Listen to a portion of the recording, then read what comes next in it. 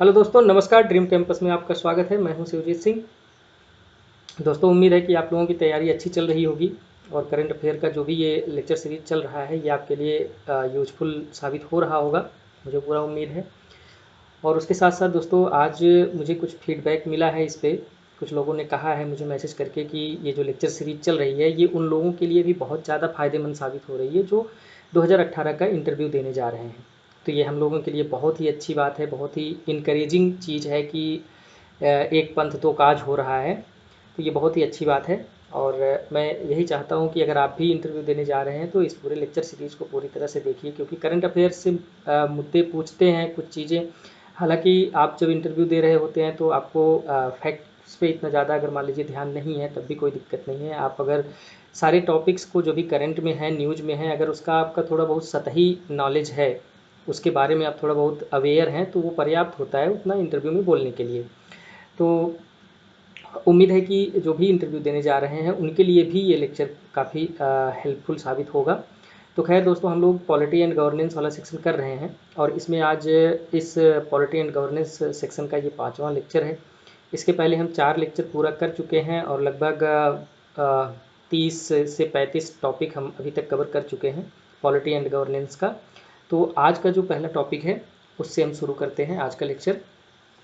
तो दोस्तों, बस यही है कि लेक्चर शुरू करने से पहले मैं फिर से वही आपसे निवेदन करूंगा कि अगर आप अभी तक हमारे चैनल को सब्सक्राइब नहीं किए हैं तो सब्सक्राइब कर लीजिए, क्योंकि इसी तरह की जो बहुत ही इंपॉर्टेंट चीज़ें होती हैं वो मैं लेके आता हूँ। और हमारे जो भी लेक्चर सीरीज़ होते हैं वो क्वालिटेटिव होते हैं, उसमें हम क्वालिटी पे ज़्यादा फोकस करते हैं, कंटेंट पे मेहनत करते हैं। और दोस्तों, मैं यहाँ यूट्यूब पे सर्च भी किया बहुत जगह, तो कोई भी इतना कम्प्रिहेंसिव चीज़ मिलता नहीं है। जिस तरह से आपका क्लासरूम चलता है उसी तरह से ये लेक्चर सीरीज चल रही है। और इस तरह का जो प्रोग्राम्ड मैनर है किसी भी सब्जेक्ट का, किसी भी लेक्चर सीरीज का, ये किसी भी यूट्यूब चैनल पे आपको मिलेगा नहीं।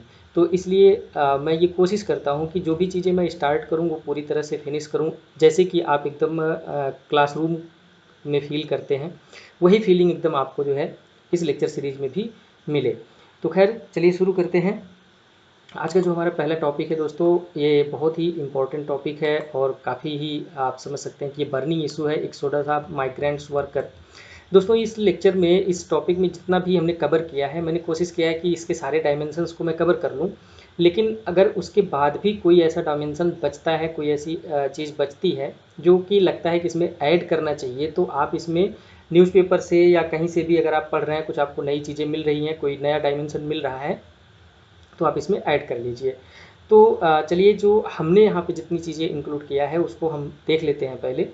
तो जो हमारा कंटेक्स्ट है इसको पढ़ने का, देखिए 2 कंटेक्स्ट है। एक तो ये कि हम लोग वेल नोन हैं, वेल अवेयर्ड हैं कि बहुत सारे, बहुत ही ज़्यादा अमाउंट में लोग जो है शहरों से अपने गाँव की तरफ पलायन किए। उसके बाद जो मेजर कंटेक्स्ट है कि जो आप अपने आंसर में लिखेंगे, इंट्रो में, वो ये लिखेंगे कि सुप्रीम कोर्ट का कुछ डायरेक्टिव्स है। सुप्रीम कोर्ट ने कुछ गवर्नमेंट को बोला है कि जो एक्सोडस माइग्रेंट्स हैं, जो पलायन कर रहे माइग्रेंट्स हैं, उनके साथ कैसा व्यवहार किया जाए। ठीक है, तो सुप्रीम कोर्ट ने कहा है कि आप जो है इनके साथ मानवता भरा व्यवहार कीजिए, ह्यूमेन मैनर में व्यवहार कीजिए, केवल इन्फोर्समेंट ही मत कीजिए जो भी आपका कानून है। ठीक है, उसके अलावा the supreme Court has also sought the report, ठीक है, report from the government step taken about the large scale inter state movement of migrant worker. Government supreme court ने ये भी गवर्नमेंट से कहा कि आप हमको डाटा दीजिए, ठीक है, एक रिपोर्ट बना के दीजिए कि जितने भी माइग्रेंट वर्कर्स हैं जो अपने गाँव को लौट रहे हैं, उनके बारे में आपके पास कितना डाटा है और उनके लिए आपने अभी तक कौन कौन से स्टेप्स उठाए हैं, इसके बारे में आप हमको जानकारी दीजिए। उसके बाद इसके रिस्पांस में गवर्नमेंट ने क्या कहा? गवर्नमेंट ने कहा कि एक भी माइग्रेंट वर्कर रोड पे नहीं है। ठीक है, इनका गवर्नमेंट का जो लैंग्वेज है, has told the supreme court that there is no migrant worker on the road. तो गवर्नमेंट क्या कह रही है और एक्चुअल में सिचुएशन क्या है, ये सब जानते हैं, हम भी जानते हैं, आप भी जानते हैं, और गवर्नमेंट इनफैक्ट खुद जानती है। तो ऐसे सेंटेंस को मैं कहूँगा कि आप जो है थोड़ा सा लिखने से बचें, क्योंकि जो एग्ज़ामिनर है, जो आपका कॉपी चेक कर रहा है, वो भी एक ह्यूमन है और उसको भी सारी चीज़ें पता हैं। ठीक है, तो कुछ इसी चीज़ को कुछ अपने दूसरे वर्ड में आप लिखिए। ठीक है, उसके बाद government are of the view that the migration crisis, government ने कहा कि देखिए माइग्रेशन क्राइसिस तो है, लेकिन ये एक्चुअली जो कोविड-19 का है लॉकडाउन या कोविड-19 का जो चैलेंज है इसी का रिजल्ट है। ठीक है, मानता हूँ कि माइग्रेशन क्राइसिस है अपने यहाँ, लेकिन इसके लिए गवर्नमेंट बहुत ज़्यादा जिम्मेदार नहीं है। क्यों? क्योंकि पूरा देश जो है किसके कोविड-19 के अफेक्ट में है और उसी से जूझ रहा है, उसको सॉल्व करने की कोशिश कर रहा है। हालांकि कुछ एक्सपर्ट्स ऐसा मानते हैं कि ये जो क्राइसिस हुई है, मतलब क्राइसिस इन द सेंस कि जो प्लाइट हुआ है माइग्रेंट वर्कर्स का, जो उनकी दुर्दशा हुई है, ये कुछ सर्कुलर रूरल अर्बन माइग्रेंट्स का कुछ स्ट्रक्चरल इनएडिक्वेसी है। इसकी वजह से ये जो दुर्दशा उनकी हो रही है, वो दुर्दशा इस वजह से हो रही है।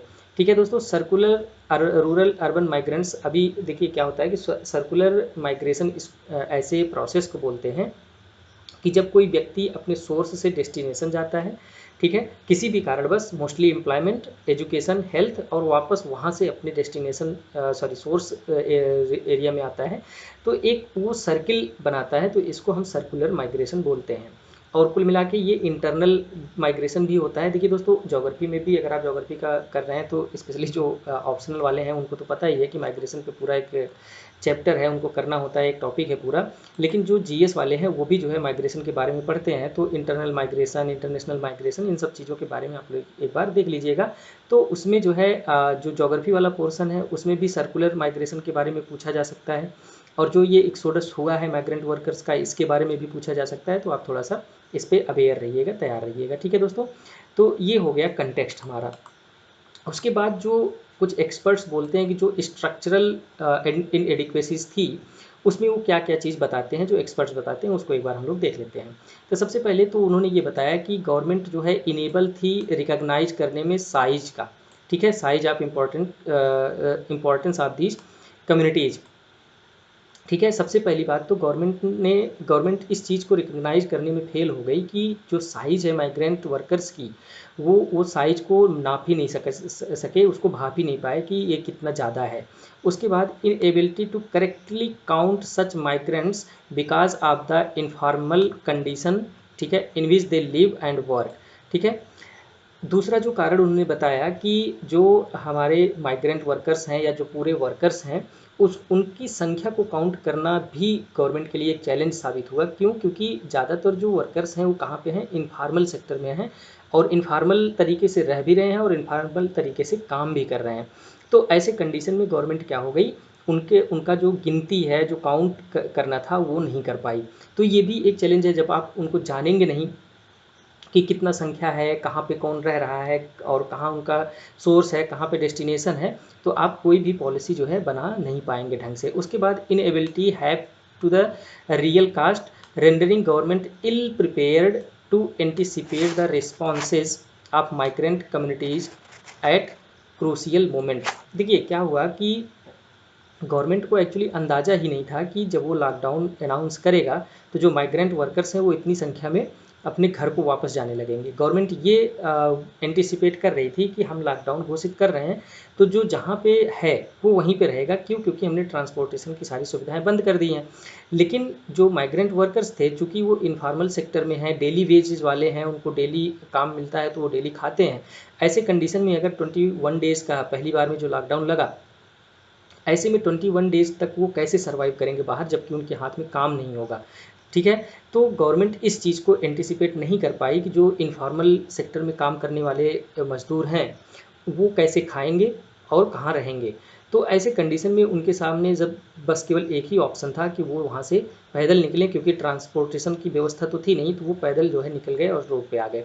ठीक है, उसके बाद it is being said that the policy makers were unprepared for the speed and desperation with which these migrants attempt to return home following the lockdown order. इस चीज़ की बात हमने कर ली कि जब लॉकडाउन का ऑर्डर हुआ तो गवर्नमेंट इस चीज़ के लिए प्रिपेयर नहीं थी कि जो माइग्रेंट वर्कर्स हैं वो जो है इतनी बड़ी संख्या में अपने वापस जो है अपने घर की तरफ जाएंगे। ठीक है, उसके बाद जो रिटर्नीज थे उनके उनके साथ भी कुछ प्रॉब्लम थी, कुछ उनके लिए भी थ्रेट्स था। सबसे पहला तो थ्रेट्स यही था कि जब वो रोड पे आए तो चूंकि लॉकडाउन का पूरा आदेश चल रहा था, पूरा एक कानून था, तो जो भी अथॉरिटीज़ थी वो लॉज को इन्फोर्समेंट करने पे ज़्यादा फोकस कर रही थी।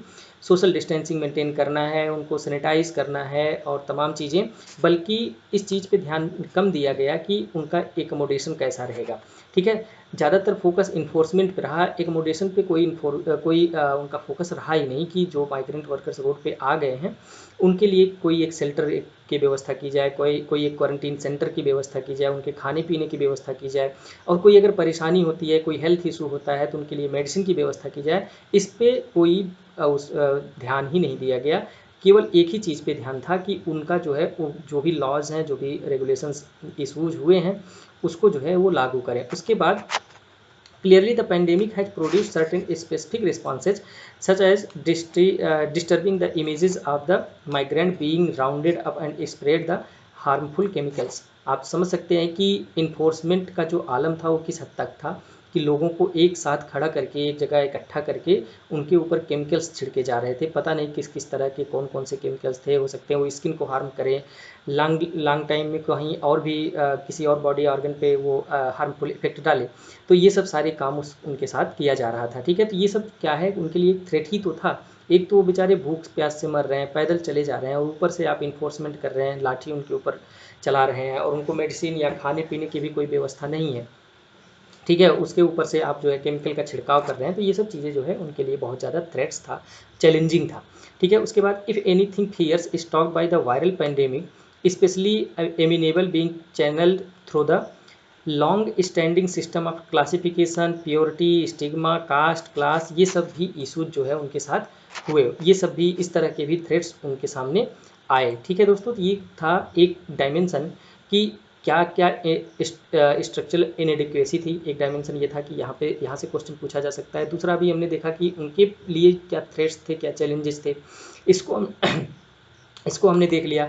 उसके बाद ये भी हो सकता है, ये भी पूछ ले कि गवर्नमेंट को क्या करना चाहिए, उस टाइम पे क्या करना चाहिए था जब उन्होंने देखा कि इतने लार्ज अमाउंट में, इतना ज़्यादा संख्या में लोग अपने घरों को लौट रहे हैं। तो अगर देखिए गवर्नमेंट का इंटेंशन ये होता है कि जितने भी लोग रोड पे आ गए हैं उनको सेफ घर पहुंचाना है, तो उनका सबसे पहला फोकस यही होना चाहिए था कि उनके पास जो भी रिसोर्सेज अवेलेबल हैं उनको उनके सेफ्टी और सिक्योरिटी के लिए करना चाहिए था। उनके खाने की व्यवस्था करनी चाहिए थी, उनका जो भी क्वारंटाइन सेंटर की व्यवस्था करनी चाहिए थी, हेल्थ का ख्याल करना चाहिए था।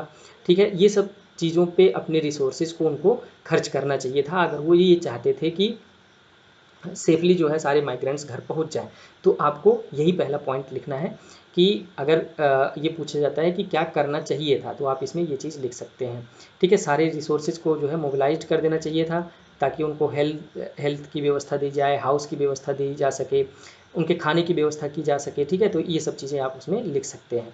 ठीक है, और क्लियर कट कोई रेगुलेशन, कोई पॉलिसी ऐसी बनाई होती गवर्नमेंट जो कि माइग्रेंट वर्कर्स को डील करती हो। ठीक है, उसके बाद माइग्रेंट्स के वेलफेयर में क्या प्रॉब्लम थी, एक्चुअली किस वजह से ये समस्या आई, उसके बारे में अगर पूछता है तो आप 2-3 पॉइंट्स हैं उसको आप लिख सकते हैं। मैंने यहाँ पे केवल एक शार्ट नोट का पॉइंट लिखा हुआ है बुलेट पॉइंट में, तो इसको आप एलेबोरेट करके लिख सकते हैं। जैसे lack of the reliable data, हमने पहले ही बताया कि कितने लोग माइग्रेंट हैं, कितने लोग माइग्रेशन करते हैं, कितने लोग कहाँ पे काम करते हैं, गवर्नमेंट के पास ये डाटा नहीं है। और इस डाटा के न होने का एक कारण ये भी है कि जो इनका डेफिनीशन है माइग्रेशन का या माइग्रेंट वर्कर्स का, वो अलग अलग एजेंसीज अलग अलग तरीके से दी हुई है। ठीक है, एनएसएसओ कुछ और बोलता है, सीएसओ या फिर अलग अलग जो एनजीओज वगैरह हैं वो सब कुछ और बोलती है, लेबर मिनिस्ट्री कुछ और बोलती है। ठीक है, तो ये सब सारे जो डेफिनीशन का इशू है, इसकी वजह से क्लियर कट डाटा जो है हमारे पास नहीं है, तो आप इसको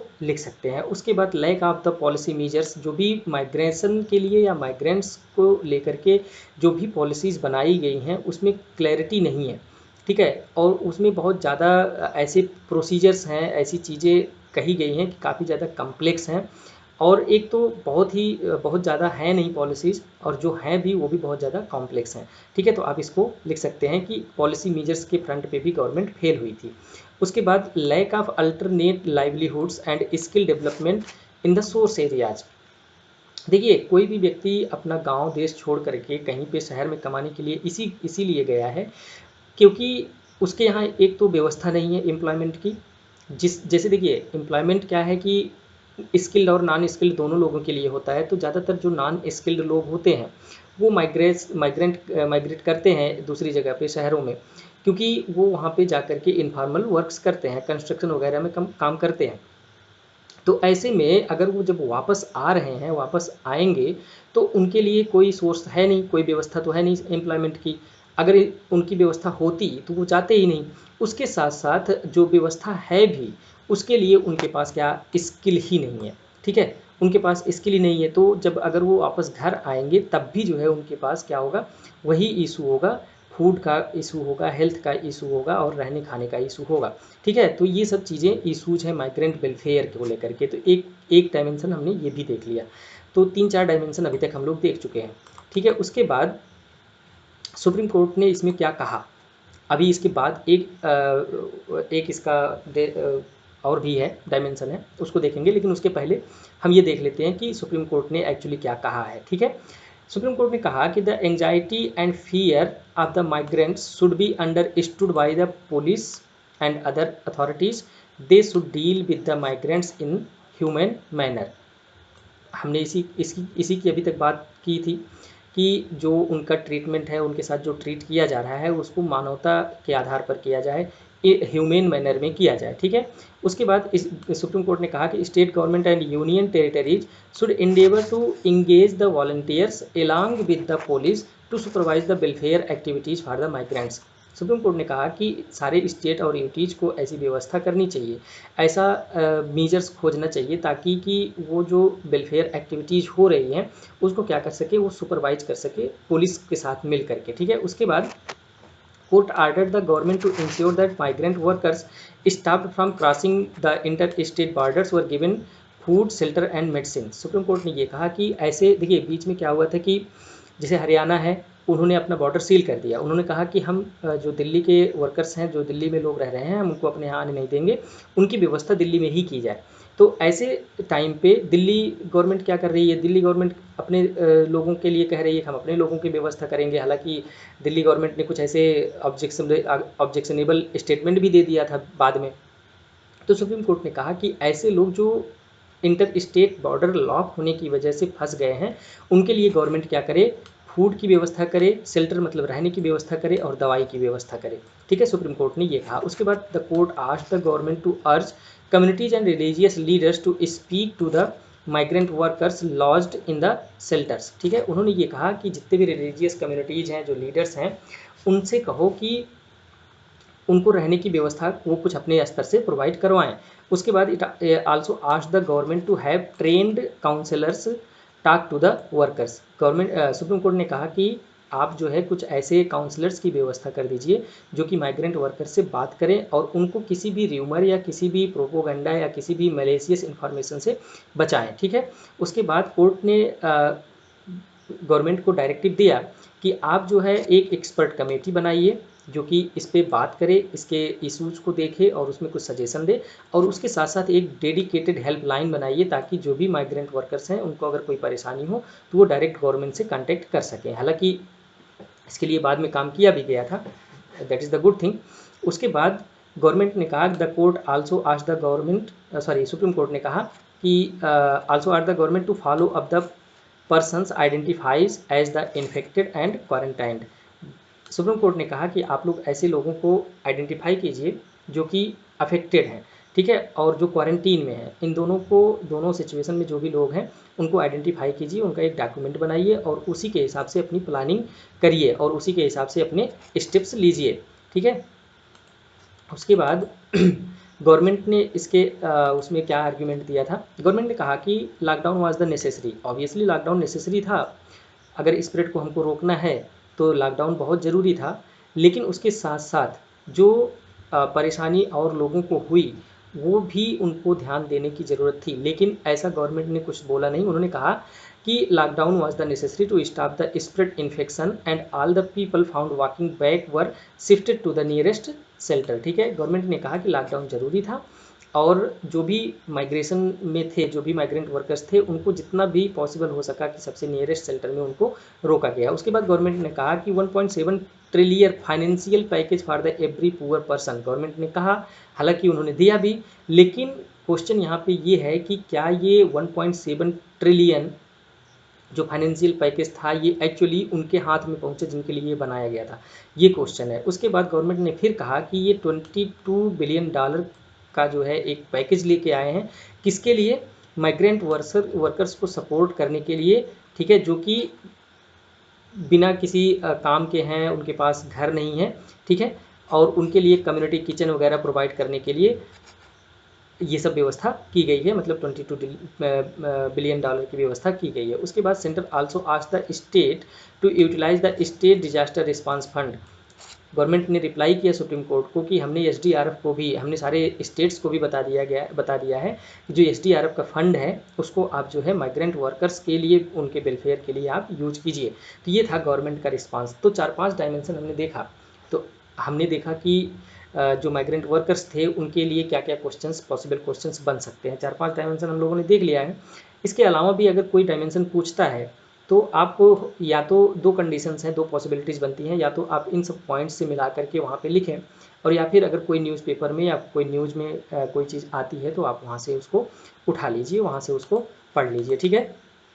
उसके बाद एक डायमेंशन ये है कि जो ये सिचुएशन थी उसको क्रिटिकली एनालाइज कीजिए। मोस्ट प्रोबेबल जो क्वेश्चन बन सकता है वो यहीं से बन सकता है, ठीक है। तो जो क्रिटिकली इसका इवेल्युएशन है, जो क्रिटिकली एनालिसिस है, उसको हम लोग एक बार देख लेते हैं, ठीक है। देखिए, in its callous haste the union government when it announced the lockdown did not think through how migrants caught unaware at the wrong place at the wrong time would respond, ठीक है। गवर्नमेंट के पास कोई clue नहीं था कि इस तरह की सिचुएशन आएगी, ठीक है, और उसको कैसे हम सॉल्व करेंगे। उसके बाद being jobless and stranded migrant workers are not only struggling to make ends meet but also they are fighting with the stigma of virus career.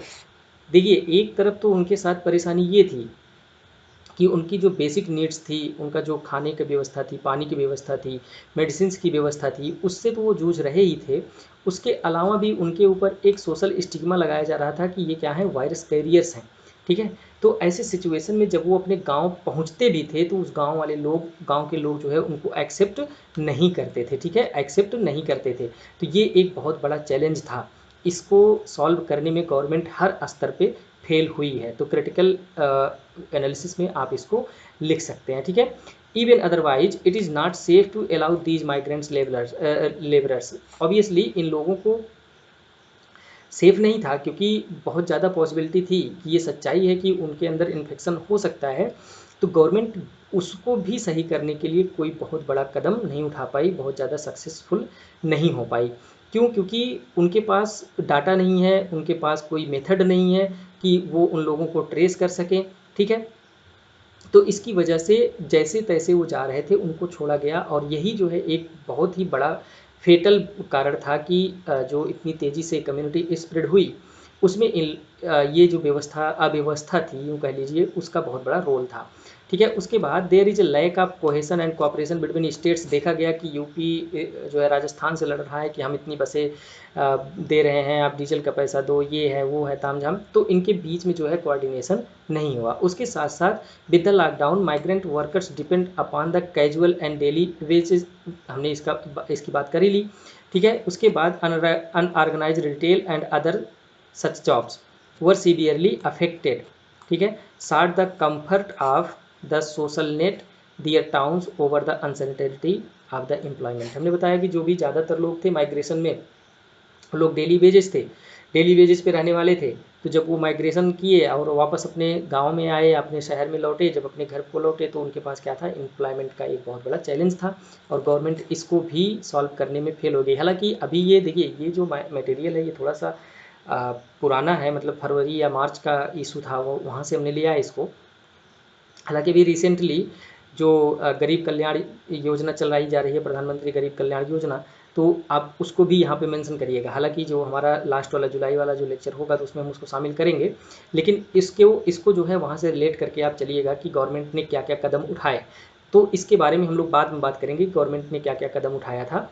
तो उसमें एक पॉइंट तो ये भी होगा कि देखिए स्टार्टिंग में तो गवर्नमेंट नहीं समझ पाई कि इतने ज़्यादा संख्या में लोग बाहर आ रहे हैं और उनके लिए क्या करना चाहिए, लेकिन बाद में उनके लिए स्टेप्स उठाए गए, उनके लिए क्वारंटीन की व्यवस्था की गई, उनके लिए मेडिसिन और फूड की व्यवस्था की गई। ठीक है, तो ये सब चीज़ें जो है वे फॉरवर्ड में आप लिखेंगे जब भी गवर्नमेंट के बारे में पूछेगा कि आप ये बताइए कि गवर्नमेंट ने क्या क्या इस पर किया था, क्या क्या स्टेप लिए थे। ठीक है दोस्तों, तो जस्ट अ मिनट। तो ये सब चीज़ें आप उसमें लिख सकते हैं। उसके बाद जो इनका माइग्रेशन हुआ उसका प्रभाव क्या क्या पड़ा। सबसे पहली बात तो लेबर शार्टेज हो गया क्योंकि वो सभी अपने घर आ गए। उसके बाद इल इक्विप्ड क्वारंटीन था, जो भी क्वारंटीन व्यवस्था थी वो इल इक्विप्ड था, पूरी व्यवस्था नहीं थी। तो इससे क्या हुआ कि जो कम्युनिटी ट्रांसमिशन हुआ वो थोड़ा तेज हुआ, तो ये भी आप लिख सकते हैं। Defeat the lockdown purpose of the social distancing की धज्जियाँ उड़ गई। ठीक है, जब वो रोड पे निकले तो वो कुछ नहीं देखे, वो सिर्फ एक ही चीज़ उनको दिखाई दे रहा था कि उनको घर जाना है। उसके बाद the potential mass migration may undermine the attempts by the government to prevent the localised spread of the corona virus. हमने ये बताया कम्युनिटी ट्रांसमिशन को वो बढ़ावा दिए हैं। उसके बाद अब इसमें वे फॉरवर्ड आप क्या लिख सकते हैं, वही वापस what could have been done, यही वापस से आपको लिखना है वे फॉरवर्ड में। Government must use the school and colleges hostels for the migrant stay also utilise the public distribution system for providing the food. सबसे पहली बात तो कि स्कूल कॉलेजेज और जो भी इस तरह की चीज़ें हैं उनको क्वारंटीन सेंटर की तरह यूज किया जाए, और उसके साथ साथ जो PDS सिस्टम है उसके थ्रू जो है उनके भोजन की व्यवस्था की जाए। उसके बाद बेटर कोऑर्डिनेशन विथ स्टेट्स के बीच में अच्छा कोऑर्डिनेशन की ज़रूरत है। उसके बाद the two pronged approach can be considered. इसका मतलब दोस्तों ये है कि जो माइग्रेशन हो रहा था उससे निपटने के लिए गवर्नमेंट को दो तरह के कदम उठाने चाहिए थे। पहला ये कि जो लोग वापस घर पे आना चाहते हैं उनको सेफली घर पहुंचाएं। ठीक है, और दूसरा उनका फोकस होना चाहिए था कि जो लोग नहीं आना चाह रहे हैं, जो लोग अपने शहर में ही रुक रहे हैं, उनको उसी शहर में शेल्टर, फूड और मेडिसिन की व्यवस्था करवा दी जाए। तो गवर्नमेंट को दो लेवल पे दो तरह से काम करना चाहिए था।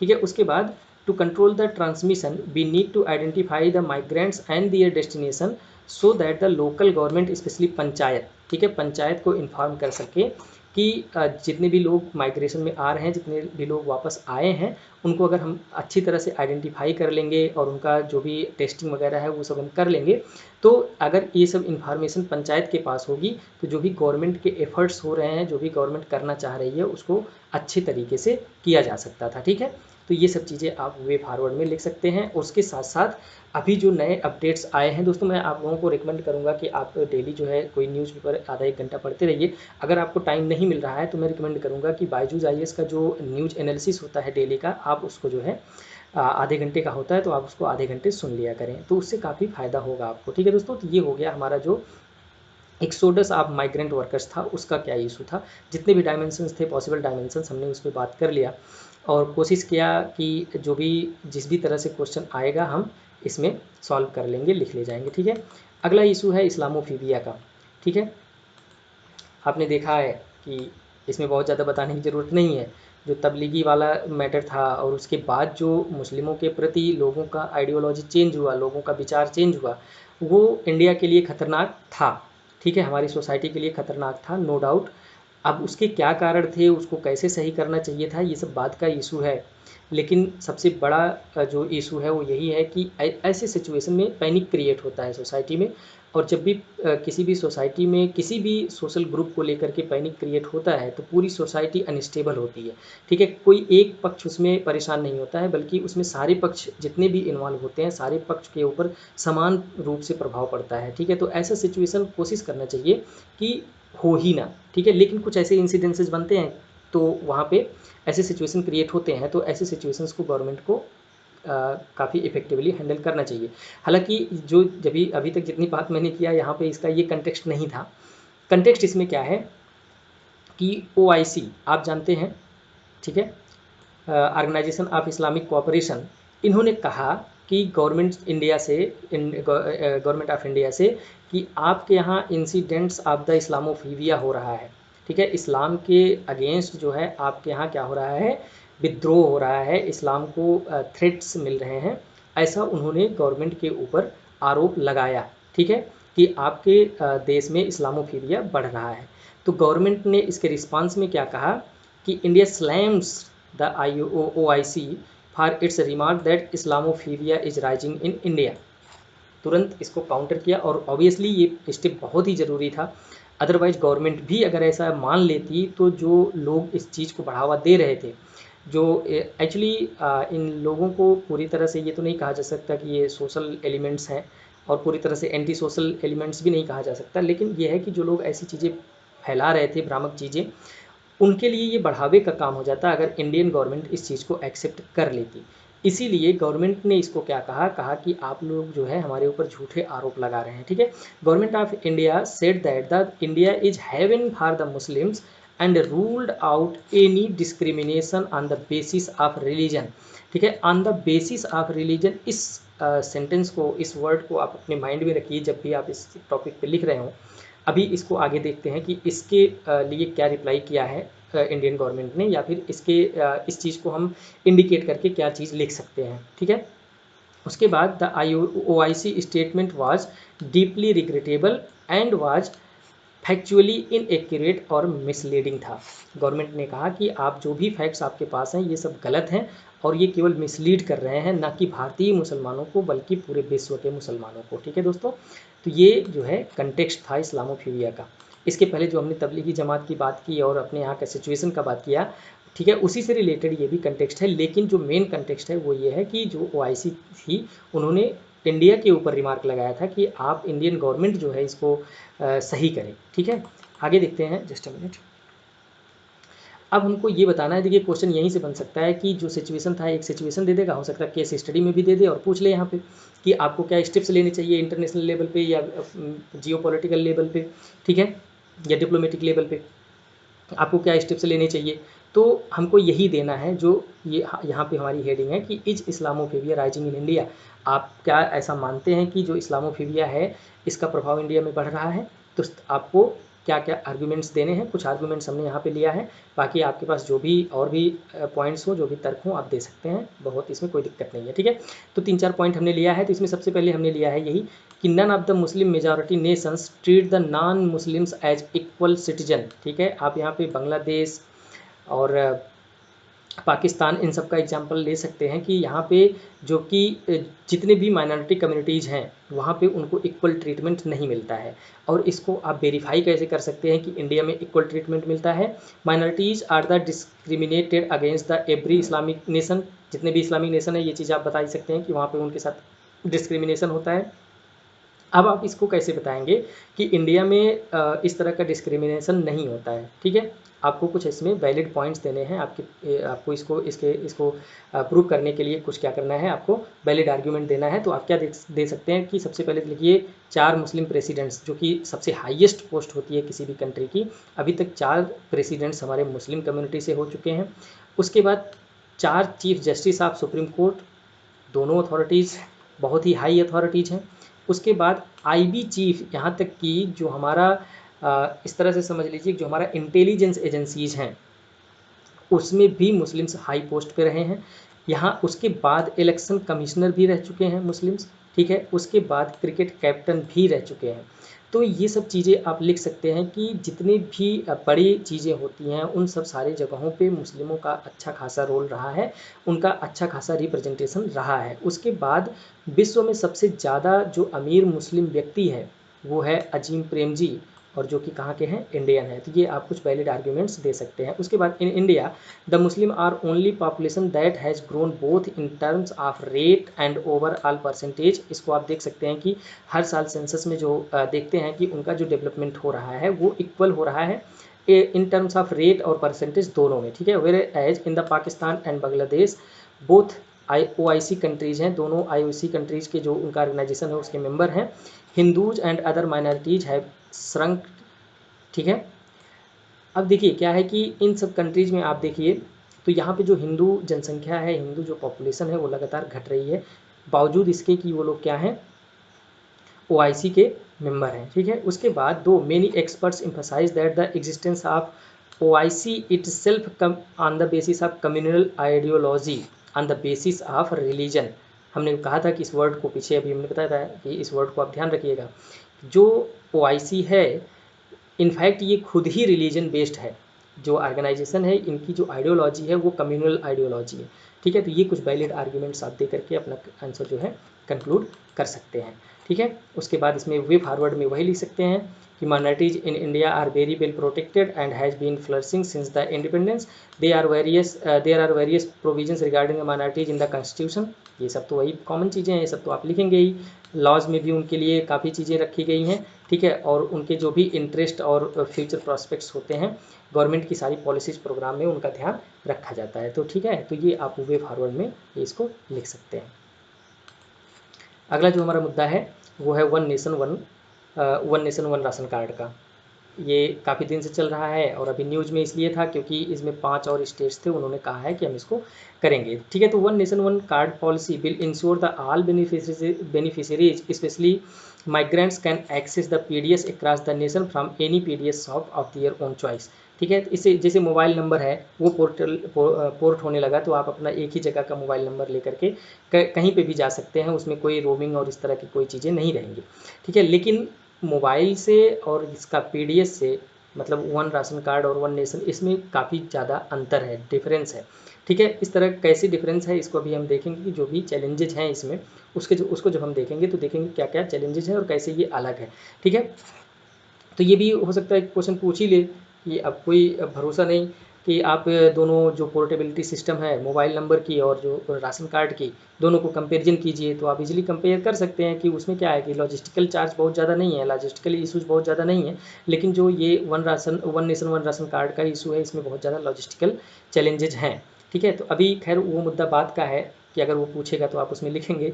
अभी जो हमारा मुद्दा है हम उसको देखते हैं, ठीक है। तो इसमें सबसे पहले एक चीज़ ये है कि जो ये one nation one ration card का सिस्टम चल रहा है तो इसमें एक स्टैंडर्ड फॉर्मेट इसका बनाया गया है कि किस तरह का कार्ड बनेगा, ठीक है। तो इसके बारे में थोड़ी सी जानकारी होनी चाहिए। हालांकि हमको नहीं लगता कि डायरेक्ट पूछेगा कि उसका स्टैंडर्ड फॉर्मेट क्या है, उसके बारे में बताइए, लेकिन फिर भी आपको इसके बारे में थोड़ा सा पता होना चाहिए, इसीलिए इसको हमने यहाँ पे रखा है। तो सबसे पहले कार्ड में जो कहा गया है कि कार्ड में कहा गया है कि आप जो है जो भी चीज़ें उसमें लिखेंगे उसको बाइलिंगुअल फॉर्मेट में लिखेंगे। एक लोकल लैंग्वेज होगा, मतलब जो भी आपका अवधी, तमिल, तेलुगु और केरला जो भी है, उसके अलावा आप हिंदी या इंग्लिश में से कोई एक लैंग्वेज यूज करेंगे। अब जैसे नॉर्थ इंडिया के स्टेट्स हैं वो ऑब्वियसली ज़्यादातर स्टेट्स में हिंदी बोली जाती है, तो हिंदी और इंग्लिश का यूज करेंगे। लेकिन जो साउथ इंडियन स्टेट्स हैं वो क्या करेंगे, एक लोकल लैंग्वेज तमिल, तेलुगु, मलयालम कुछ भी, और उसके साथ साथ वो इंग्लिश का यूज करेंगे, ठीक है। तो एक स्टैंडर्ड फॉर्मेट है, उसमें ये बताया गया है कि आप अपने कार्ड पे जो है बाइलिंगुअल भाषा का प्रयोग करेंगे। उसके बाद ये 10 डिजिट का एक नंबर होगा, कार्ड नंबर होगा, जिसमें फर्स्ट दो डिजिट जो होंगे वो स्टेट के कोड होंगे और नेक्स्ट 2 डिजिट जो होगा वो क्या होगा, रनिंग राशन कार्ड का नंबर होगा। और उसके अलावा जो beside this the a set of another 2 digit will be appended with the ration card number to create unique member ID for each member of the household in the ration card।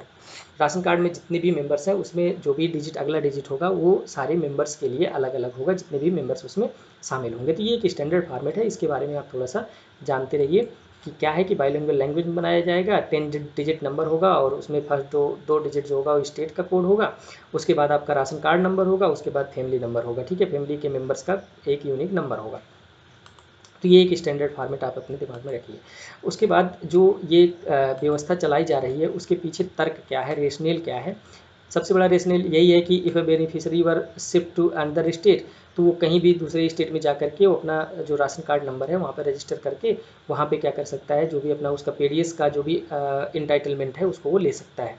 उसके साथ साथ migration of the poor from the rural areas to urban locations is more common place, ठीक है। Rural area से urban area में जाना एक बहुत ही कॉमन बात है वर्कर्स के लिए, तो उनके लिए ये काफ़ी ज़्यादा फायदेमंद साबित होगा। उसके बाद जो the geographical location is one of the hindrances to migrant workers face in order to claim their quota for the grain subsequently get denied their rights to food, ठीक है। तो इन सब ये भी जो राइट फूड है इसको भी इंश्योर करने के लिए ये one nation one ration card जो है कारगर साबित होगा। उसके बाद to address the grim state of food security, ठीक है, फूड सिक्योरिटी, हंगर, इन सब चीज़ों से लड़ने के लिए भी ये फ़ायदेमंद साबित होगा। और ये स्कीम कई जगह पे, कई स्टेट्स में अभी तक जो है ये लागू हो चुका है। ठीक है, तो अभी सेंट्रल गवर्नमेंट ये चाहती है कि इसको पूरे कंट्री में लागू किया जाए। तो ये उसके पीछे रेशनल था, तर्क था, उसके पीछे जो कारण था वो ये सब सारे थे। ठीक है दोस्तों, उसके बाद इससे बेनिफिट क्या होगा? सबसे पहला बेनिफिट यही होगा कि interoperability of the ration card, universal access of PDS food grains for the migrant workers, universal access होगा पीडीएस फूड ग्रेन्स का, ये एक सबसे बड़ा फायदा होगा। उसके बाद एम्पावरिंग द कंज्यूमर्स, कैसे? मान लीजिए कि कोई व्यक्ति कहीं पीडीएस, किसी पीडीएस पे अपने आप को रजिस्टर करवाया और वहाँ पे जो राशन कार्ड पे राशन की दुकान पे जो व्यक्ति है वो उसको उसके साथ अच्छा बिहेवियर नहीं है, अच्छा व्यवहार नहीं कर रहा है, तो जो भी व्यक्ति होगा जिसके पास राशन कार्ड है वो उस पीडीएस को छोड़ करके कहीं और पे रजिस्टर कर लेगा।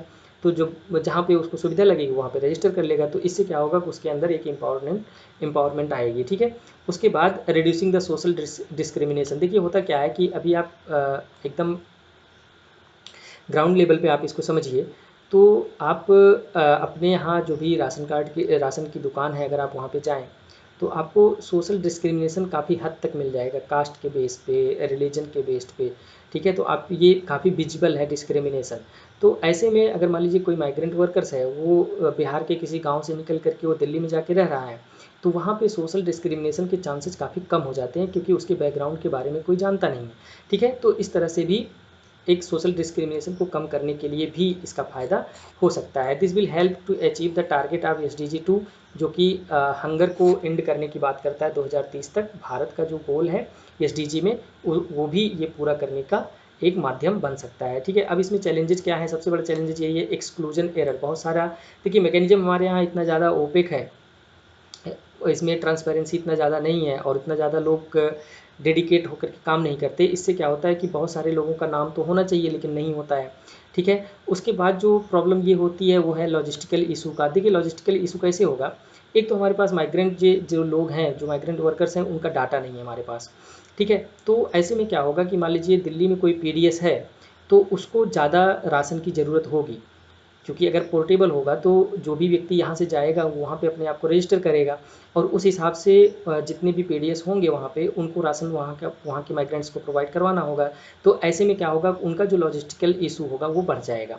और कहीं कहीं ऐसा होगा कि माइग्रेशन होने की वजह से वहाँ पे लोग कम हैं तो वहाँ पे राशन कम लगेगा। तो ऐसे में लॉजिस्टिकल इशूज़ होंगे, लॉजिस्टिकल कम्प्लेक्सिटीज़ होंगे। उसके बाद देखिए लैक ऑफ डाटा, ये अगला जो हमारा इशू है, स्टार्टिंग से चला आ रहा है, ये तो चला ही आ रहा है। ठीक है, तो ये सब एसोसिएटेड चैलेंजेस हैं जो one nation one ration card की बात की जा रही है। ठीक है, तो अभी इसमें हम ये देख सकते हैं कि इसमें क्या क्या स्टेप्स लेने चाहिए गवर्नमेंट को।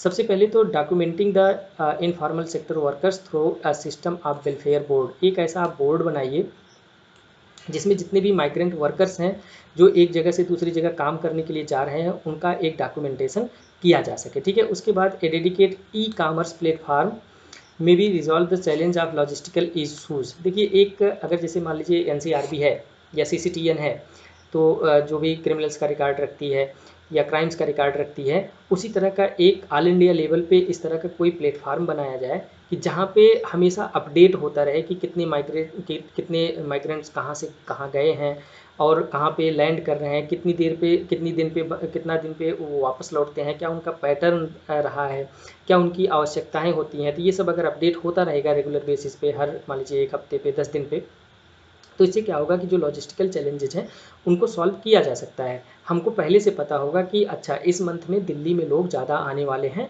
तो जो दिल्ली के पीडीएस शॉप है वहाँ पे हमको ज़्यादा राशन की ज़रूरत होगी, तो वहाँ पे हम ज़्यादा राशन पहुँचाएंगे। तो ऐसे में लॉजिस्टिकल इशू जो है उसको हम सॉल्व कर सकते हैं। उसके बाद सोशल ऑडिट, इसको मतलब मस्ट कर देना चाहिए कि सोशल ऑडिट। देखिए क्या होता है कि गवर्नेंस वाले सेक्शन में आप इसको देख सकते हैं कि सोशल ऑडिट क्या होता है। ठीक है दोस्तों, उसके बाद जो नेशनल फूड सिक्योरिटी एक्ट है वो फूड सिक्योरिटी को न्यूट्रिशन बेस पे डिफाइन करता है। ठीक है, वो न्यूट्रिशन की बात करता है, वो क्वांटिटी की बात नहीं करता है। ठीक है, तो ऐसे में क्या होना चाहिए कि जो हमारा इंटीग्रेटेड मतलब ICDS है, जो मिड डे मील है, जो इम्यूनाइजेशन प्रोग्राम चल रहे हैं, हेल्थ केयर प्रोग्राम जो चल रहे हैं और भी फैसिलिटीज़ जो हाउस होल्ड को दी जा रही हैं, इनको भी क्या करना चाहिए, पोर्टेबल बना देना चाहिए, इनको नेग्लेक्ट नहीं करना चाहिए। तो आप जो है ये भी एक स्टेप में लिख सकते हैं।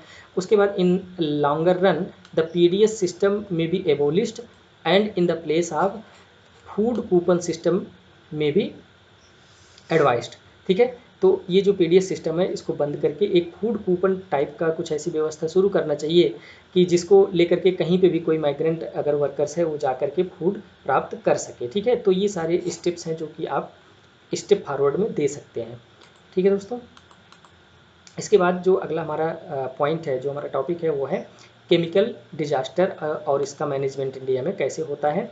देखिए दोस्तों, इसका कंटेक्स्ट यही है कि आप जो है सुने होंगे कि वाइजाग में एक केमिकल फैक्ट्री थी, वहाँ पे कुछ गैस लीक हुआ और जिसकी वजह से बहुत ज़्यादा परेशानी हुई, लोगों को कुछ डेथ भी हुई। ठीक है, तो ये एक कंटेक्स्ट है जिसको हम देख सकते हैं। तो सबसे पहले देखिए, हम बार बार ये कहते हैं कि अब केमिकल डिजास्टर पे आएगा तो जो लोग लिखेंगे कुछ ना कुछ तो सब लोग लिखेंगे, लेकिन अगर आप कुछ डिफरेंट करना है, थोड़ा बहुत 0.5 मार्क्स अगर एक्स्ट्रा लेने हैं, तो आप एक अगर छोटा सा डेफिनीशन लिख देंगे एक लाइन का ना, तो इसमें आपका कुछ बिगड़ नहीं जाएगा। और ये भी जो डेफिनीशन है ये कोई ऐसा इतना कॉम्प्लेक्स नहीं है कि ये आपको समझ में नहीं आएगा या फिर आपको ये याद नहीं रहेगा। ठीक है, तो एक छोटा सा डेफिनेशन पहले देख लेते हैं क्या होता है केमिकल डिजास्टर, उसके बाद हम इसमें आगे बढ़ते हैं। Chemical disaster is the unintentional release of one or more hazardous substances which could harm the human health and the environment। देखिए, इसमें यही डिफरेंस लाएगा कि जहां आप इन्वायरमेंट की बात करेंगे। देखिए केमिकल डिजास्टर जैसे आएगा, लोग न्यूज़पेपर में पढ़ रहे हैं, कुछ ना कुछ उनके पास आइडिया ज़रूर है, लेकिन ये कोई ज़रूरी नहीं है कि वो इस वर्ड का यूज करेंगे। लेकिन अगर आप पढ़े रहेंगे, आप जानते रहेंगे, आपको पता है केमिकल डिजास्टर किसे कहते हैं, तो आप इस वर्ड का यूज करेंगे और थोड़ा सा उनसे ज़्यादा नंबर गेन करेंगे। ठीक है, तो आप यहाँ पे आप केवल 2-3 वर्ड लिखिए। कोई अनइंटेंशनल रिलीज हो रहा है केमिकल गैसेस का, केमिकल सब्सटेंसेस का, जो कि ह्यूमन और इन्वायरमेंट के लिए हार्मफुल है, उसको हम केमिकल डिजास्टर बोलते हैं। ठीक है, तो ये हो गया इसका डेफिनेशन और कंटेक्स्ट। उसके बाद जो फैक्टर्स हो सकते हैं केमिकल डिजास्टर की, वो कौन कौन से हो सकते हैं। सबसे पहले ageing of the process of the plants. ठीक है, मतलब कि पुराने प्लांट्स हो जा रहे हैं, जो भी हमारे इक्विपमेंट्स लगाए जा रहे हैं वो पुराने हो रहे हैं। उसके बाद defects in design, inadequate steps to pace with the modern technologies, मतलब मॉडर्न टेक्नोलॉजी को हम नहीं अडॉप्ट कर रहे हैं, पुराने ढर्रे पे ही काम कर रहे हैं। ठीक है, उसके बाद जो डिज़ाइन बनाई जा रही है इक्विपमेंट्स की, जो टेक्नोलॉजीज हम कर रहे हैं, डिज़ाइन कर रहे हैं, वो काफ़ी इल इक्विप्ड है, डिफेक्ट है उसमें। उसके बाद दूसरा जो कारण होता है वो होता है कि जितने मैक्सिमम जो केमिकल फैक्ट्रीज होती हैं उसमें ऑर्गेनिक सॉल्वेंट कुछ ना कुछ यूज किए जाते हैं, और जो ये ऑर्गेनिक सॉल्वेंट्स होते हैं ये काफ़ी ज़्यादा एक्सप्लोसिव होते हैं, आग इसमें जल्दी लग जाती है। ठीक है, उसके बाद ह्यूमन एरर हो सकती है कि जो भी स्टैंडर्ड पे काम करने के लिए कहा जा रहा है उस स्टैंडर्ड पे जो भी आपके वर्कर्स हैं वो काम नहीं कर रहे हैं, तो ह्यूमन एरर की वजह से हो सकता है, जैसा कि वाइजाग में देखा गया। वाइजाग में हालांकि 2 कारण बताए गए, एक तो ये कि उनका प्रॉपर रिपेयरमेंट नहीं हो पाया, ह्यूमन एरर हुआ उनके ऑपरेशन में, और उसके साथ साथ लॉकडाउन की वजह से काफ़ी दिन से बंद पड़ी थी मशीनें, जिसकी वजह से अचानक से चलने पे उसमें कुछ प्रॉब्लम आ गई।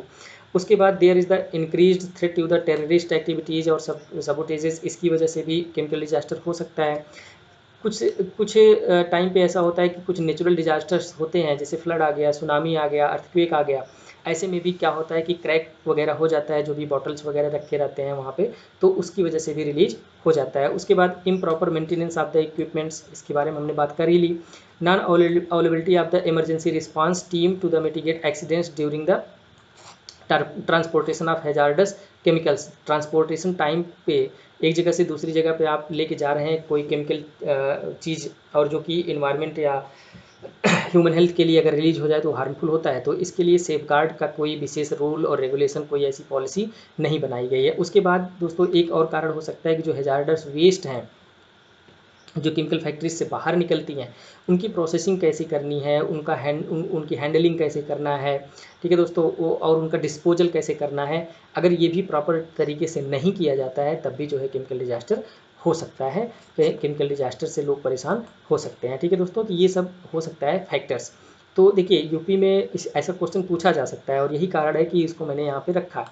ठीक है, उसके बाद जो लीगल सेफ गार्ड हमारे यहाँ है गवर्नमेंट की तरफ से, जो लॉ कानून बनाए गए हैं, उसको एक बार हम देख लेते हैं। ठीक है, देखिए जब भोपाल गैस ट्रेजेडी हुई थी 1984 में, तो उस समय पे आईपीसी की कुछ धाराएं थी जिसके तहत ही केमिकल हैजार्डस या इस तरह की जो भी हैजार्डस चीज़ें थी उसको सॉल्व किया जाता था।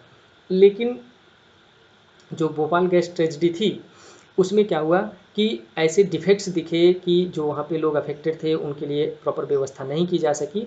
तो उसके बाद गवर्नमेंट ने क्या किया कि बहुत सारे लॉ, बहुत सारे एक्ट्स पास किए। तो इसमें हमने 205 लिया है। और इसके बावजूद भी अगर आपको कुछ याद आता है, कुछ समझ में आता है तो आप इसमें लिख सकते हैं। तो सबसे पहला जो एक्ट आप एग्जाम्पल के रूप में देंगे वो यही देंगे कि Bhopal gas leak processing of claims act 1985, इसको आप दे दीजिए। ठीक है, ये क्या करता है कि which gives the power to the central government to secure claims arising out of the connected with the Bhopal gas tragedy under the provision of this act such claims are dealt with the speedy and equitably. मतलब ये जो उस समय के tragedy से पीड़ित लोग थे उनके वेलफेयर की बात करता है और ऐसे पावर्स गवर्नमेंट को देता है कि वो उनके क्लेम को पूरा करे। ठीक है, उसके बाद एनवायरमेंट प्रोटेक्शन एक्ट 1986 बनाया गया। इसमें क्या किया गया कि एनवायरमेंट के प्रोटेक्शन की बात की गई। कोई भी केमिकल इंडस्ट्री आप लगाना चाहते हैं तो उसके लिए कुछ स्टैंडर्ड सेट करती है। इन्वायरमेंट प्रोटेक्शन एक्ट के तहत जो अथॉरिटीज़ बनाई गई है, सीपीसीबी जो बनाई गई है। ठीक है, तो ये एक्ट पारित किया गया। उसके बाद पब्लिक लाइबिलिटी इंश्योरेंस एक्ट बनाया गया। इसके तहत जो है जो भी वर्कर्स हैं या फिर जो भी अफेक्टेड लोग हैं उनको कुछ इंश्योरेंस, एक्सीडेंट इंश्योरेंस कवर दिया जाता है। ठीक है, तो ये सब एक्ट बनाए गए। तो 3 एक्ट हो गया। चौथा एक्ट के रूप में आप दे सकते हैं national environment appellate authority act 1997। इसमें क्या है कि कोई भी इंडस्ट्रीज़, कोई भी अगर मान लीजिए कोई भी इंडस्ट्री लगाई जा रही है तो उसके लिए एक स्टैंडर्ड है। अगर उस स्टैंडर्ड पे आप काम नहीं कर रहे हैं तो आपका इंडस्ट्री नहीं लगेगी। उसके अलावा कुछ ऐसे क्षेत्र हैं, कुछ ऐसे रीजन हैं जहाँ पे आपको इंडस्ट्रीज़ लगाना बैन है, आप वहाँ पे इंडस्ट्री नहीं लगा सकते हैं। और अगर आप लगा भी सकते हैं तो क्या करेंगे कि आपको जो भी सेफगार्ड स्टैंडर्ड रेगुलेशंस दिए जा रहे हैं आप उसको फॉलो करेंगे तभी आप इंडस्ट्री लगा पाएंगे। ठीक है, तो ये सब काम किसका है? नेशनल एनवायरमेंट अपीलेट अथॉरिटी का। ठीक है, उसके बाद एनजीटी बनाई गई है। कोई भी अगर इशू हो रहा है, कोई भी अफेक्टेड पीपल है तो वो एनजीटी में जाकर के क्लेम कर सकता है, अपना जो रिपोर्ट फाइल कर सकता है। ठीक है, तो इसके लिए एनजीटी है। तो हालांकि हमने यहाँ पे 5 लिया है। आपको अगर और कुछ भी समझ में आता है, कोई मिलता है तो आप अगर टाइम और पेज परमिट करता है तो आप उसको वहाँ पे लिख दीजिएगा। ठीक है दोस्तों, तो ये जो लीगल सेफगार्ड्स हैं केमिकल डिजास्टर को लेकर के उसको हमने देख लिया। उसके बाद दोस्तों अगला जो हमारा टॉपिक है वो है पोक्सो रूल्स 2020। ठीक है, protection of children from sexual offences. इसके लिए कुछ रूल्स, कुछ नए रूल्स ऐड किए गए हैं 2020 में। और इसका दोस्तों कंटेक्स्ट ये था कि आपने सुना होगा कि हरियाणा में एक स्कूल में एक बच्ची के साथ रेप हुआ था। तो बहुत ही ज़्यादा ह्यू एंड क्राई हुआ था, लोग जो है सड़कों पे आ गए थे। तो उसी को मद्देनज़र, उसी को देखते हुए गवर्नमेंट ने क्या किया था, कुछ नए रूल्स ऐड किए थे। लेकिन दोस्तों रूल को देखने से पहले हम पहले ये देख लेते हैं कि जो ओरिजिनल पोक्सो एक्ट है 2012 का उसमें क्या क्या बातें की गई हैं और ऐसे एक्ट की भारत में ज़रूरत क्यों है। ठीक है, तो ये भी एक देखिए यूपी में बहुत बार ऐसा देखा गया है कि सीधा सीधा क्वेश्चन भी पूछता है, तो ऐसे में ये क्वेश्चन जो है आपके लिए इम्पॉर्टेंट हो जाता है। तो पोक्सो एक्ट क्यों ज़रूरी है इस पर पहले देख लेते हैं। उसके बाद हम देख लेंगे कि जो POCSO act, original POCSO act है उसमें क्या क्या प्रोविजंस हैं, और उसके बाद फिर देखेंगे कि 2020 में क्या क्या ऐड किया गया है, नए रूल्स क्या बनाए गए हैं। ठीक है, तो सबसे पहले इसकी ज़रूरत इसीलिए है कि India has one of the largest population of children in the world. उसके बाद जो आर्टिकल 21 है उसमें भी प्रोटेक्शन ऑफ चिल्ड्रन का एक वादा करता है हमारा कॉन्स्टिट्यूशन। इसके साथ साथ जो UN convention on the right of child है इसका भी भारत ने सिग्नेचर किया है, सिग्नेटरी कंट्री है। ठीक है, तो इसकी वजह से भारत में ऐसा एक्ट लागू करना ज़रूरी है, ऐसा एक्ट बनाना ज़रूरी है। Before the POCSO act, POCSO act के पहले केवल एक एक्ट था, गोवा चिल्ड्रंस एक्ट 2003, जो कि बच्चों के इस तरह के एब्यूज़ से बचाने के लिए काम करता है। ठीक है, लेकिन उसके पहले जो भी चीज़ें होती थी या अभी भी पोक्सो के पहले जो भी चीज़ें होती थी वो जो आईपीसी की कुछ धाराएं हैं उसके तहत होती थी। जैसे 375 आपका रेप के बारे में बात करता है, 354 of the outraging of the monetary of the modesty of the women के उसके अस्मिता पर कोई अगर चिन्ह उठाता है, कोई क्वेश्चन मार्क लगाता है तो उसके लिए है। उसके बाद अननेचुरल ऑफेंसेज के लिए है 377, हालांकि अभी इसका मुद्दा अलग है, आप इसको जानते हैं। ठीक है, तो कुल मिला के यहाँ पे कंटेक्स्ट ये है कि पोक्सो एक्ट 2012 की ज़रूरत क्यों है, इसको हमने देखा। कि भारत में एक तो बच्चों की संख्या बहुत ज़्यादा है, उसके बाद आर्टिकल 21 कहता है कि स्टेट्स को ये रिस्पॉन्सिबिलिटी देता है कि आप बच्चों के एब्यूज़ को आप बचाएंगे। उसके अलावा भारत यूएन कन्वेंशन का सिग्नेटरी कंट्री है। अगर इसमें कुछ लिखना है और भी आगे तो आप ये लिख सकते हैं कि पोक्सो एक्ट के पहले जो आईपीसी की धाराएं थीं उसके साथ उसके अनुसार काम किया जाता था, और उसके अलावा केवल गोवा ही एक ऐसा स्टेट था जो कि बच्चों के एब्यूज़ को रोकने के लिए एक एक्ट बनाया था। ठीक है, उसके बाद दोस्तों देखते हैं कि जो पोक्सो एक्ट 2012 था इसमें क्या क्या प्रोविजंस हैं। ठीक है, तो सबसे पहले तो ये दोस्तों डिफाइन करता है कि चिल्ड्रन कौन है, बच्चे कौन हैं बिलो द 18 एज। देखिए इसमें है ना, ये अभी जुवेनाइल जस्टिस कोर्ट है उसके अकॉर्डिंग कुछ और एज है, तो आप हमको उसमें नहीं जाना है।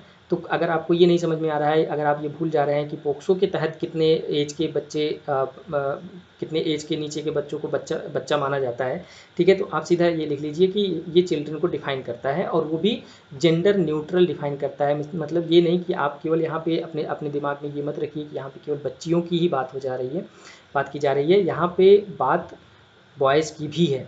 ठीक है, जेंडर न्यूट्रल है ये, जेंडर न्यूट्रल है ये। ठीक है, उसके बाद different forms of sexual abuse इसमें इंक्लूड किया गया है।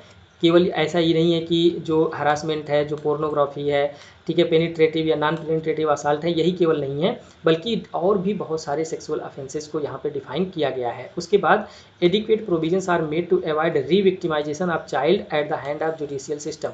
रीविक्टिमाइजेशन एक्चुअली दोस्तों क्या होता है कि जैसे मान लीजिए कि कोई चिल्ड्रन है, कोई चाइल्ड है जो कि सेक्सुअली एब्यूज हुआ है, और जब वो कोर्ट में जाता है तो उसका रीविक्टिमाइजेशन होता है, मतलब उसके ऊपर फिर से वही ऑफेंसेस किए जाते हैं, उसको फिर से मोलेस्ट किया जाता है। तो इस तरह की चीज़ जो होती हैं उसको हम रीविक्टिमाइजेशन बोलते हैं। मतलब एक तो वो ऑलरेडी विक्टिम है, अगर वो जुर्रत करता है किसी के खिलाफ केस करने की, तो जो एक्यूज्ड है वो वापस से उसको परेशान करता है। ठीक है, तो ऐसा क्या होता है जुडिशियल सिस्टम में डिले की वजह से, या फिर जुडिशियल सिस्टम इतना कॉम्प्लेक्स हो जाता है कि जो भी ओनस है, जो भी भार है डॉक्यूमेंट का, जो भी प्रूफ करने का, वो सब उस फैमिली पे होता है जिसके घर में बच्चा एब्यूज हुआ है। तो ऐसे में बहुत ही टाइम लगता है और कम्प्लेक्स व्यवस्था हो जाती है, इसकी वजह से रिविक्टिमाइजेशन होता है। तो जो पोक्सो एक्ट है ये रिविक्टिमाइजेशन को भी रोकने के लिए पूरी व्यवस्था देता है, काफ़ी ज़्यादा इसमें प्रोविज़न किए गए हैं। उसके बाद the act stipulates that the such steps should be made in the investigation process should be the child friendly. मतलब ऐसा प्रोसेस होना चाहिए कि जो चाइल्ड फ्रेंडली हो, मतलब बच्चों को बोलने में हेजिटेशन ना हो, बच्चों को कहीं आने जाने में दिक्कत ना हो, कोशिश करें आपकी वीडियो कॉन्फ्रेंसिंग कर लें, ये सब सारी व्यवस्थाएं इसमें की गई हैं। ठीक है, the act provides the establishment of special court, special court को इस्टेब्लिश करने की बात करता है।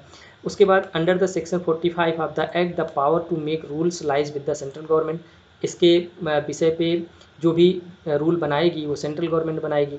ऐसा क्यों कहा गया है? ऐसा इसलिए कहा गया है कि जब सेंट्रल गवर्नमेंट बनाएगी तो जो भी रूल बनाएगी वो यूनिफॉर्म होगी पूरे थ्रू आउट द कंट्री। ठीक है, इसमें कोई एनॉमलीज नहीं होंगी कि स्टेट के किसी स्टेट में कुछ और लॉ है, किसी स्टेट में कुछ और लॉ है। तो ऐसे क्या होगा कि एक यूनिफॉर्मिटी आएगी। अगर अलग अलग स्टेट का अलग अलग लॉ होगा दोस्तों, तो पता चला कि कोई व्यक्ति है जिसके साथ एब्यूज़ दिल्ली में हुआ लेकिन वो रहने वाला राजस्थान का है, तो ऐसे में क्या होगा, बहुत ज़्यादा कम्प्लेक्सिटीज़ होंगी और केस जो है सॉल्व नहीं हो पाएगा। ठीक है, उसके बाद इस चीज़ को मॉनिटर करने के लिए एक NCPCR बनाने की बात की गई है, मतलब national commission for the protection of child rights की बात की गई है, और उसके साथ साथ state commission for the protection of child, मतलब जिस तरह से नेशनल कमीशन ऑफ SC है, ST है, बैकवर्ड है, विमेन है, उसी तरह से एक नेशनल कमीशन और स्टेट कमीशन बनाने की भी बात ये एक्ट करता है। उसके साथ साथ the act calls for the mandatory reporting of sexual offences. A false complaint with the intent to defame a person is punishable under the act. इसमें यह भी बात किया गया है कि जो सेक्सुअल ऑफेंसेस हो रहे हैं उसको मैंडेटरीली रिपोर्ट करना है, और उसके साथ साथ ये भी प्रोविज़न है कि अगर कोई फॉल्स आप कंप्लेन करते हैं बस केवल किसी को बेइज्जत करने के लिए, किसी को डिफेम करने के लिए, तो इसके लिए कंप्लेन की भी व्यवस्था करती है। उसके बाद दोस्तों रिसेंटली जो है एक पोक्सो ई-बॉक्स भी शुरू किया गया है, जिससे क्या कर सकते हैं आप किसी भी एब्यूज़ को, किसी भी तरह के एब्यूज़ को ऑनलाइन कंप्लेन कर सकते हैं। ठीक है, तो ये हो गया कुछ जो इसके पोक्सो एक्ट हमारा ओरिजिनल एक्ट था 2012 का, उसमें कुछ चीज़ें क्या थी उसको हमने देख लिया। तो इसको याद रखिएगा। हालांकि इसका PDF जो होगा आपको टेलीग्राम चैनल पे मिलेगा, वहाँ से आप इसको ले लीजिएगा, और एक बार हमको लगता है कि इसको आप पढ़ेंगे तो आपको सारी चीज़ें समझ में आ जाएंगी, कुछ इसमें बहुत ज़्यादा रॉकेट साइंस नहीं है।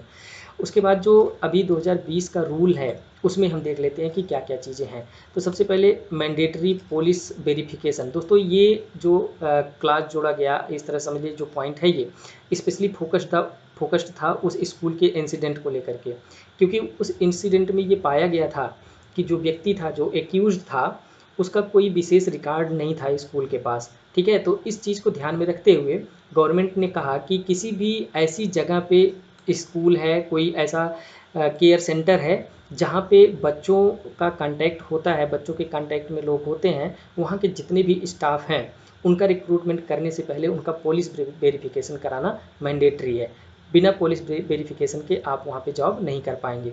उसके बाद जो एक रूल जोड़ा गया वो था reporting to special juvenile police unit for the crack down on the child pornography.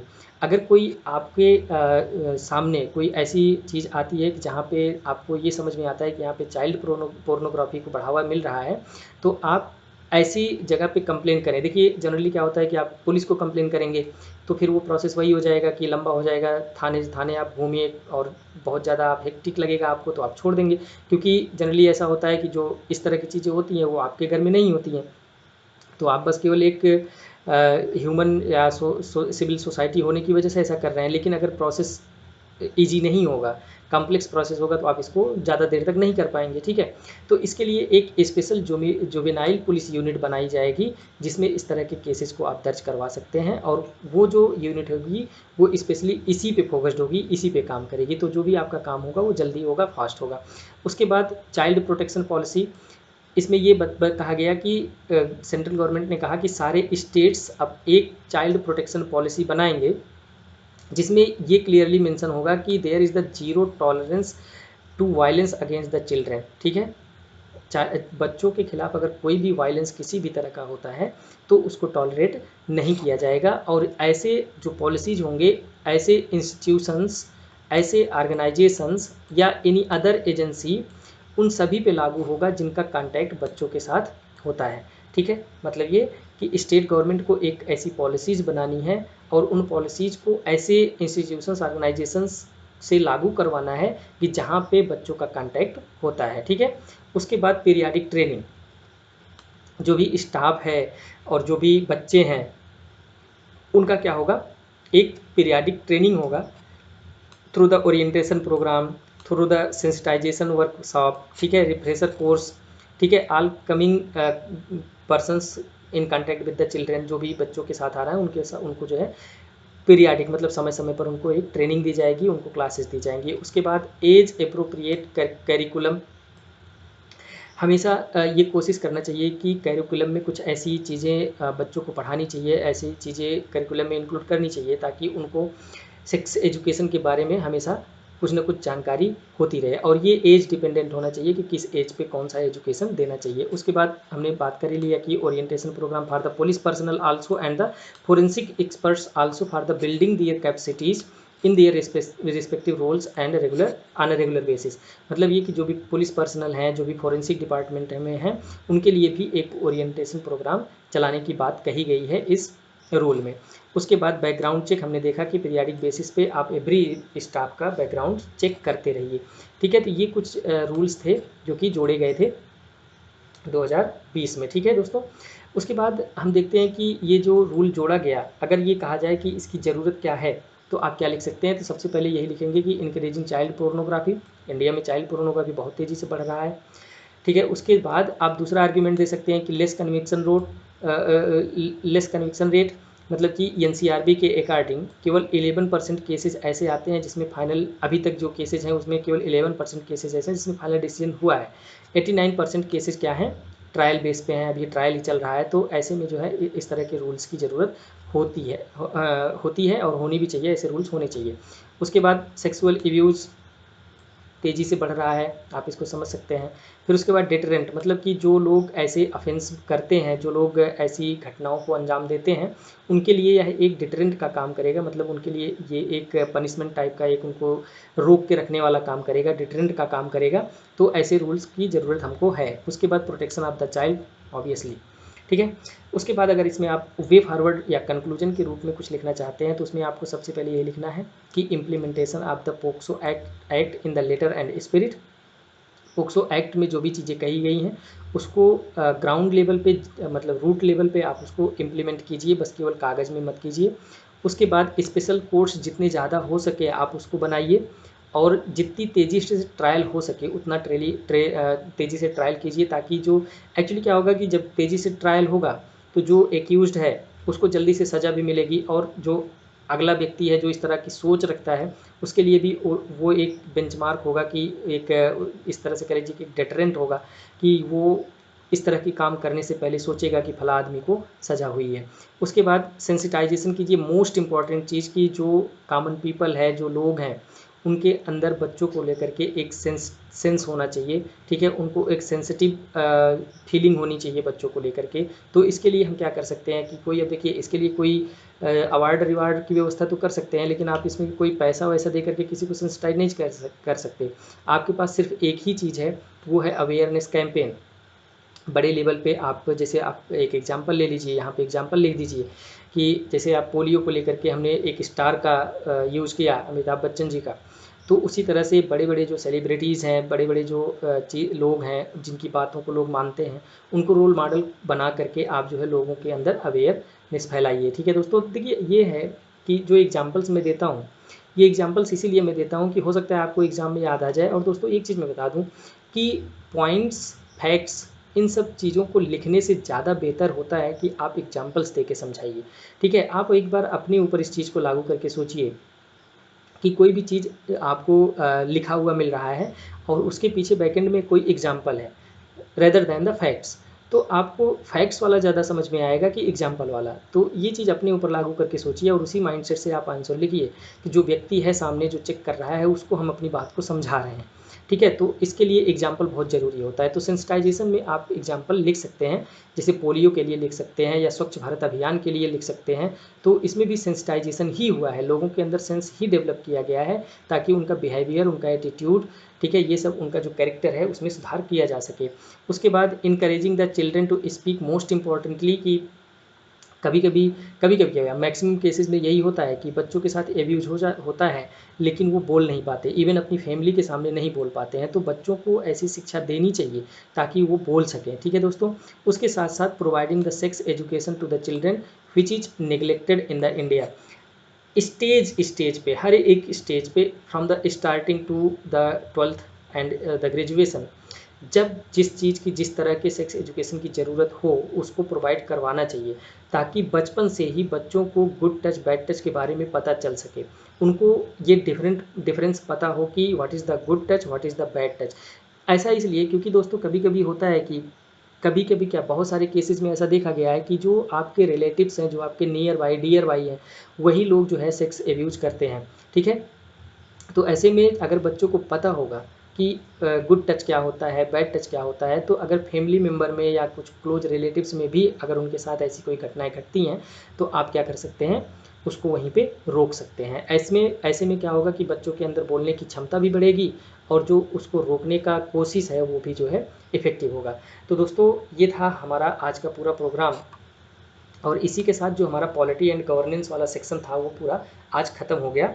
इसके बाद दोस्तों कुछ हो सकता है कुछ मिसलेनियस टॉपिक जो है हम यहाँ पे मिस कर रहे हो, या कुछ इंपॉर्टेंट टॉपिक हम यहाँ पे मिस कर रहे हो, तो उसको जब हमारा अगला जो जुलाई वाला होगा, ये पूरा सेशन ख़त्म होने के बाद जो लास्ट वाला हमने बताया कि 1-2-3 घंटे का एक ही साथ मैं लूँगा और उसमें जो भी 10-15-20 टॉपिक होंगे एक ही दिन में मैं डील कर दूँगा। तो जो भी चीज़ें यहाँ पे बच रही होंगी उसको हम वहाँ पे कवर करेंगे।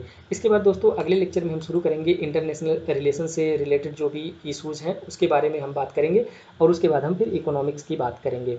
तो आज का लेक्चर हम यहीं पे कंक्लूड करते हैं, मिलते हैं अगले लेक्चर में। तब तक के लिए नमस्कार, thanks for watching this video.